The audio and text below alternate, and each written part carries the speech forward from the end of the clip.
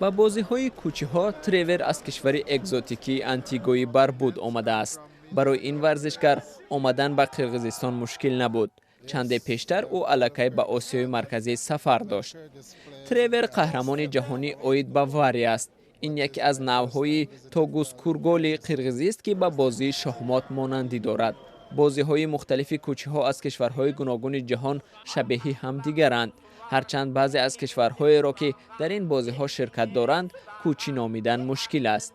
در مجموع برای شرکت در بازی‌های جهانی کۆچی ورزشکاران از 60 کشور دنیا آمدند.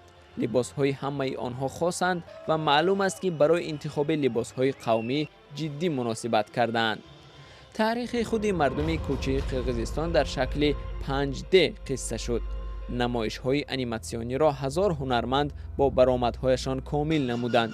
ورزشکاران قرقیز با اجرا کردن حرکت‌های خوفناک نشان دادند که از گذشته‌های خود کمی ندارند. خوب و آزمایی هزار نفر که صدای نوازششان حتی بیرون از ایپادروم شنیده میشد به کتاب رکورد گینس شامل گشت. برای تماشای این برنامه تشکیل کنندگان هنرمند گالیوود استیون سیگال را دعوت کردند.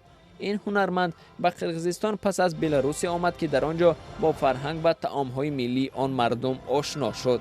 اما این نوبت استیون سیگال را به نزد تماشابینان اسب سوار و با لباس رمزی قرقیزی برآوردند. ولی سبقت ورزشگران بازی یک روزی بعد شروع شد. صحنه از همه هیجان آور این پرواز شاهین است که از روی آواز باید صاحب خود را پیدا کند. یکی از پرنده های پرقوت از ورزشگران ازبکستان است. آنها در سبقت حاضر شدند ولی بنابر ماتم در مراسم گشاده شوی بازی‌ها شرکت نداشتند. این ورزشگران در صحبت با خبرنگاران همگی کم گپ هستند. در برابر مردان زنان کۆچی هم در بازی‌ها شرکت می‌کنند.